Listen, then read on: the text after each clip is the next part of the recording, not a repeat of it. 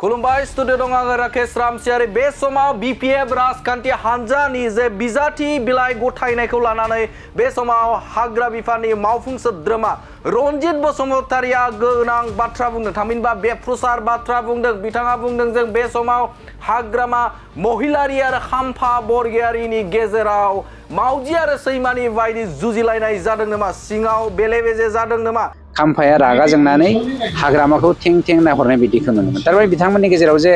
मावजिजों सैमाजों जानाय बायदि मोनसे आखुथाय बेखौ जों नुनो मोनदों आरो बे बाथ्राखौ बिथाङा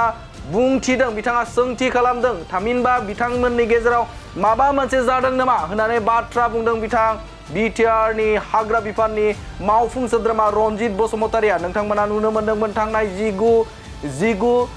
एप्रिलाव थामहिनबा 19 एप्रिलाव नमिनेशन फाइल खालामनायनि जोबथि सानमोन आरो बै सानखालि नोंथांमोना नुनो मोनदोंमोन जे बिपिएफ राजखान्थि हान्जानि दैदेनगिरिफोरा गावनि मददगिरिफोरखौ लानानै नमिनेशन फाइल खालामदोंमोन आरो बे हाबाफारियावनो बिटिसिनि बरगय चिफ बिथां हाग्रामा महिलारिया बाहागो लादोंमोन आरो हाग्रामा महिलारिया बाहागो लानानै बे समाव बिजाथि बिलाइखौ गथायदोंमोन डिसिनो आरो बे समावनो मोनसे जाथाय नुनो मोनदों नोंथांमोना स्क्रिनाव नुबाय थादों बे समाव हाग्रामा महिलारि आरो खाम्फा बरगयारि हाग्रामा महिलारि बिथांमोननि जे बिजाथि बिलाइ गथायनाय बे बिजाथि बिलाइ गथायनाय समावनो बिथाङा हरखाबै बे समाव बिथाङा बिजाथि बिलाइ गथायबाय थानाय समावनो बिथाङा थामहिनबा बे जायगानिफ्राय जायखारलांनायखौ नुनो मोनदों आरो बेखौ नुनानैनो बे समाव खाम्फा बरगयारिया बिथांखौ नायहरदों नाथाय मा जाहोनाव बिथाङा बे जायगानिफ्राय जानगारलांदोंमोन बा जायखारलांदोंमोन बे बाथ्राखौ लानानै बिटिआरनि मावफुं सोद्रोमा रनजित बसुमतारिया बाथ्रा बुंथिदों बे समाव खाम्फा बरगयारि आरो हाग्रामा महिलारिनि गेजेराव सैमा आरो मावजिनि बायदि जुजिलायनाय जादों होननानै बाथ्रा बुंनायखौ नुनो मोनदों बे समाव खाम्फा बरगयारिखौ बिपिएफ राजखान्थि हान्जानिफ्राय जोगारगोन होननानै बाथ्रा बुंदों बिथां बिटिआरनि मावफुं सोद्रोमा रनजित बसुमतारिया बिथाङा बे बाथ्राखौ बुंनायखौ नुनो मोनदों खाम्फाखौ फोजोबस्रांनायनि मेइन जा माने भावना ना फावथिना बे फावथिनाखौ हाग्रामाया खालामबाय दंखायो आरो बे बाथ्रायाबो सैथो खाम्फाखौ फेजेनखागोन आरो खाम्फाया जेननायनि उनाव हाग्रामाजों बिपिएफनिफ्राय जोखारजागोन आरो इउपिपिएल दोलोआव खोब खम समनि गेजेराव खाम्फाया इउपिपिएल दोलोआव जयेन जानो बाध्य जागोन गतिके बेफोरथ' नुखानाय नालाय बयबो दा रोखासिन जाबाय आरो रायजो राजाया आं बुंनायखौ फोथायामोन दा फोथायबाय दा नुनो मोनबाय हाग्रामाया गथायनाय टाइमाव लिंहरलायनानै एसे दामख्लाबाय खाम्फानि मोखांखौ नायालासेनो ब्लड खारलांबाय खुनु फर्मेलिटि माबा खालामाखै दा बेनि थाखाय माने सासे पलिटिकेल लिडारनि प्रेसिडेन्टनि केरेक्टार्सआ बेनाव गैया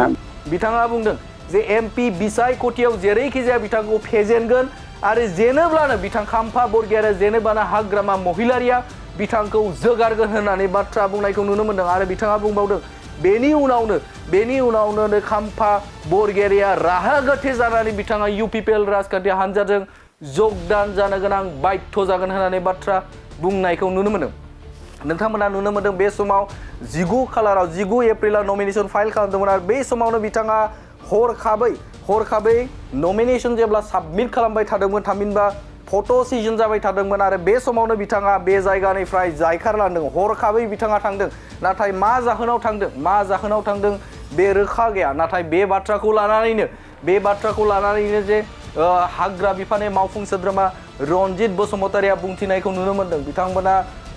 बे समाव नमिनेशन फाइल खालामदोंमोन आरो बै समावनो थामहिनबा बिथांमोना बिजाथि बिलाइखौ गथायदोंमोन बिसिनो आरो बे समावनो बिजाथि बिलाइ गथायखांनायनि उनाव बा थामहिनबा गथायबाय थादोंमोन आरो बे समावनो खाम्फा बरगयारिया हारसिंनो बे समाव बिजाथि बिलाइखौ गथायदोंमोन आरो बे समाव बिथां हाग्रामा महिलारिया बिथांनि बिजाथि बिलाइ गथायनायाव हमफायाखैमोन नाथाय उननि समाव बिथाङा हमदों आरो बेनि उनाव बिथाङा बारा गोबाव बेवहाय बिजाथि बिलाइखौ बिथाङा हमथाना लायाखै आरो बिथाङा बै समावनो जेब्ला फट' सेसन जाबाय थादोंमोन बे समावनो बिथाङा हरखाब जायगाखौ नागारना बिथाङा गुबुन जायगायाव थांदोंमोन आरो बेखौ लानानै खाम्फा बरगयारिया बिथांखौ नायदोंमोन आरो बे बाथ्राखौ लानानैनो हाग्रा बिफाननि मावफुं सोद्रोमा रनजित बसुमतारिया बुंदों जे बिथाङा थांनाय समाव हाग्रामा महिलारिया थांनाय समाव जोंगोरगोर नायदोंमोन होननानै बाथ्रा बुंनायखौ नुनो मोनदों। बे समाव नोंथांमोननो बड'लेण्ड बुब्लिनि गेजेरजों बे खौरांखौ होदों जे हाग्रामा महिलारि बे हाग्रामा महिलारि आरो खाम्फा बरगयारिनि गेजेराव माबाफोर जादोंमोन नामा बे मोनसे सोंथि जाखाङो। मानोना बिथांमोननि गेजेराव गोरोबलायनाय गैया नामा बेबो मोनसे सोंथि जाखाङो। बे समाव हाग्रा बिफाननि मावफुं सोद्रोमा रनजित बसुमतारिया सिगांनि समाव बुंबाय थादों जे खाम्फा बरगयारिया बावैसो साननि उनाव थामहिनबा एमपि बिसायख'थिनि उनावनो बे समाव बिथाङा BPF नागारनानै UPPLआव जगदान जागोन होननानै बाथ्रा बुंबाय थानायखौबो नोंथांमोना नुनो मोन्दोंमोन। आरो बेनो जानो थांमारगोन नामा खाम्फा बरगयारिखौ बे समाव फेजेननो थाखाय हाग्रामा महिलारिया बे समाव बिजाथि गसंहोदों नामा बे मोनसे गिदिर सोंथि। मानोना बे समाव हाग्रा बिफाननि मावफुं सोद्रोमा रनजित बसुमतारिया बुंदों सिगांनि समाव जे बिथाङा बुंबाय थादोंमोन बिथांखौ फेजेननो थाखायसो बिजाथि बिलाइ गथायहोदों आरो बिथाङा जेनखागोना रोखा आरो बिथाङा जेननायनि उनावनो बिथाङा राहा गोथै जानानै UPPL राजखान्थि हान्जायाव जगदान जागोन होननानै बाथ्रा बुंनायखौ नुनो मोनदों। बे समाव नोंथांमोननो नमिनेशन फाइल खालामनाय बाथ्राखौ लानानै हाग्रा बिफाननि मावफुं सोद्रोमा रनजित बसुमतारिया बुंनाय बाथ्राखौ नोंथांमोननि गेजेराव होबाय। गोजोन्थों। नायनायाव नुनो मोन्दों हाग्रामाया खाम्फानि मोखाङाव नायाखै आरो नमिनेशन बिलाइखौ साबमिट होनायाव गाव जे सासे प्रेसिडेन्टमोन बिनि रलखौ लायाखै। थारमाने आं नोंथांमोननि मिडियानि गेजेरजोंनो सिगां बुंबोगासिनो दङ खाम्फाखौ फोजोबस्रांनायनि मेइन जा मा होनो भावना ना फावथिना बे फावथिनाखौ हाग्रामाया खालामबाय दंखायो आरो बे बाथ्रायाबो सैथो। खाम्फाखौ फेजेनखागोन आरो खाम्फाया जेननायनि उनाव हाग्रामाजों BPFनिफ्राय जोखारजागोन आरो UPPL दोलोआव खोब खम समनि गेजेराव खाम्फाया UPPL दोलोआव जयेन जानो बाध्य जागोन। गतिके बेफोरथ' नुखानाय नालाय बयबो दा रोखासिन जाबाय आरो रायजो राजाया आं बुंनायखौ फोथायामोन दा फोथायबाय। दा नुनो मोनबाय हाग्रामाया गथायनाय टाइमाव लिंहरलायनानै एसे दामख्लाबाय खाम्फानि मोखांखौ नायालासेनो ब्लड खारलांबाय खुनु फर्मेलिटि माबा खालामाखै। दा बेनि थाखाय माने सासे पलिटिकेल लिडारनि प्रेसिडेन्टनि केरेक्टार्सआ बेनाव गैया बेखौ दिनै प्रमान होनो हादों। बिथाङा जे गावनो मोनसे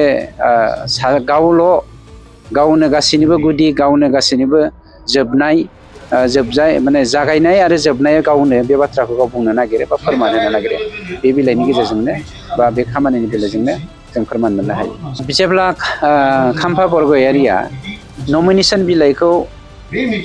DC इलेक्सन कमिसनारनि आखायाव गथायदों बे समाव नोंथाङा खाम्फा बरगयारिनि खाफालनि रेखाखौ नाय बिथाङा डिससेटिसफाइ मोनसे सोमजिदों आरो खाम्फाया होबाय थानाय समाव जेब्ला नोंथांमोना मेडियाया केमेरा खेबदोंमोन बे समाव जेब्ला बियो हाग्रामायाव खाम्फा बिथांखौ नागारना थाङो खाम्फाया रागा जोंनानै हाग्रामाखौ थें थें नाहरनाय बिदिखौ नुनो मोनो। थारमाने बिथांमोननि गेजेराव जे मावजिजों सैमाजों जानाय बायदि मोनसे आखुथाय बेखौ जों नुनो मोन्दों आरो नायनायाव नुनो मोन्दों हाग्रामाया खाम्फानि मोखाङाव नायाखै आरो नमिनेशन बिलाइखौ साबमिट होनायाव गाव जे सासे प्रेसिडेन्टमोन बिनि रलखौ लायाखै। थारमाने आं नोंथांमोननि मिडियानि गेजेरजोंनो सिगां बुंबोगासिनो दङ खाम्फाखौ फोजोबस्रांनायनि मेइन जा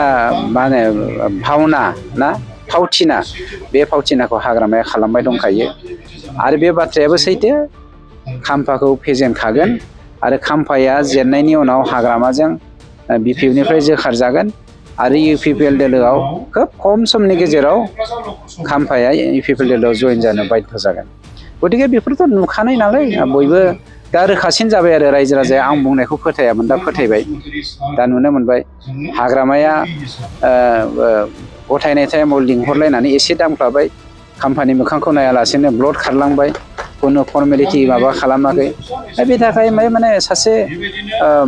पलिटिकेल लिडारनि प्रेसिडेन्टनि केरेक्टार्सआ बेनाव गैया बेखौ दिनै प्रमान होनो हादों। बिथाङा जे गावनो मोनसे गावनो गासैनिबो गुदि गावनो गासैनिबो माने जागायनाय आरो जोबनाया गावनो बे बाथ्राखौ गाव बुंनो नागिरो बा फोरमान होनो नागिरो। बे बिलाइनि गेजेरजोंनो बा बे खामानिनि बेलाजोंनो जों फोरमान मोननो हायो। जेब्ला खाम्फा बरगयारिया नमिनेशन बिलाइखौ DC इलेक्सन कमिसनारनि आखायाव गथायदों बे समाव नोंथाङा खाम्फा बरगयारिनि खाफालनि रेखाखौ नाय बिथाङा डिससेटिसफाइ मोनसे सोमजिदों आरो खाम्फाया होबाय थानाय समाव जेब्ला नोंथांमोना मेडियाया केमेरा खेबदोंमोन बे समाव जेब्ला बियो हाग्रामायाव खाम्फा बिथांखौ नागारना थाङो खाम्फाया रागा जोंनानै हाग्रामाखौ थें थें नाहरनाय बायदिखौ नुनो मोनो थारमाने बिथांमोननि गेजेराव जे मावजिजों सैमाजों जानाय बायदि मोनसे आखुथाय बेखौ जों नुनो मोनदों आरो मोनसे गोजोनथाव खौरां नोंथाङा नोंथांनि न'खौ समायना रमायना जोंख्लाब माख्लाब खालामनो गोसो दं नामा थारैनो नोंथाङा नोंथांनि न'खौ समायना रमायना साजायनो गोसो दंब्ला नोंथांमोननि थाखाय बिजनेस बेन्स प्रडाक्ट्स कम्पानिया गोजोनथाव खौरां लानानै फैदों गोदान बोसोर रंजालि बैसागु फोरबोजों लोब्बा लाखिनानै बेन्स प्रडाक्ट्स कम्पानिया नोंथांमोननि थाखाय अफार होनाय जादों चिरां जिल्ला बेंटल गेट